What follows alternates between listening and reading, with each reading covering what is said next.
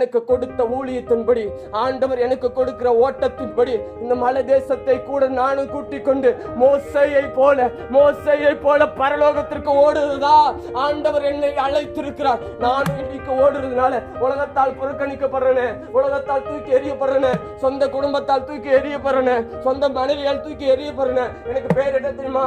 சம்பாதிக்க திராணி இல்லாதவன் என் பேர். என் பேர் என்ன தெரியுமா?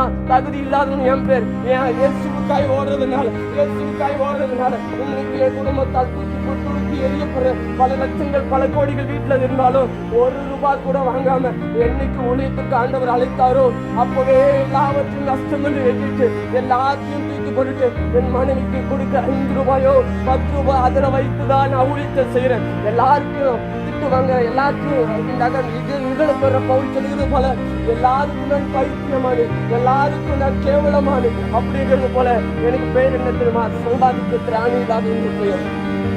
என் பேரு சம்பாதிக்க திராணி இல்லாதவன். ஆண்டவர் ஓடு சொல்லுகிறதாய் ஓடுறேன். தகுதி இல்லாதவன் என் பேர். வீட்டிலேயே உட்கார்ந்து இருக்கிறவன் பேர். என்னால ஓட முடியுன்னு நிறைய ஆப்பர்ச்சுனிட்டி வந்தும் நோ சொல்லியிருக்கேன். 20,000 ரூபாய் சம்பளம் போட்டு உனக்கு வேலை தரேன் வா அப்படின்னு சொன்ன நோ சொல்லியிருக்கேன். அரசாங்க வேலையை நோ சொல்லியிருக்கேன். ஓடணும், அவருக்காய் ஓடணும், சாகுற வரைக்கும் அவருக்காய் ஓடணும். அன்றைக்கு வாலிபத்தை அவருக்கு உலகத்திற்காய் செலவு பண்ணிருக்கலாம் ஒரு குறிப்பிட்ட காலத்தை.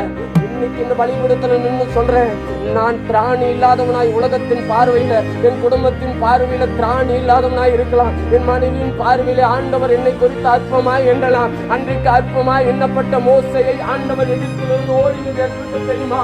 அன்றைக்கு பார்வோனுக்கு பயந்து தன்னை கொன்று போடுவானோ என்று பயந்து ஓடலாம், இல்லை எங்களை அடிமைப்படுத்துவானோ என்று ஓடலாம். ஒரு கணத்தை ஆண்டவர் விடுதலையாக்க இன்றைக்கு சபையோடு ஆண்டவர் பேசுகிறார். நீ மாத்திரம் ஓடினாய் எழும்புவாயாக. இந்த கல்வராயின் மலையை இல்ல உங்க கிராமத்தை ஆண்டவர் உங்களுக்கு சுதந்திரமாய் தருவார். ஆண்டவர் சுதந்திரமாய் தருவார். விசுவாசிப்பராக ஆண்டவர் சுதந்திரமாய் கல்வராயின் மலையை தரவிருக்கதா உங்களை சபையிலே தெரிந்து கொண்டது மாத்திரம் அல்ல, உங்களை ஓட சொல்லுகிறது எதற்கு தெரியுமா?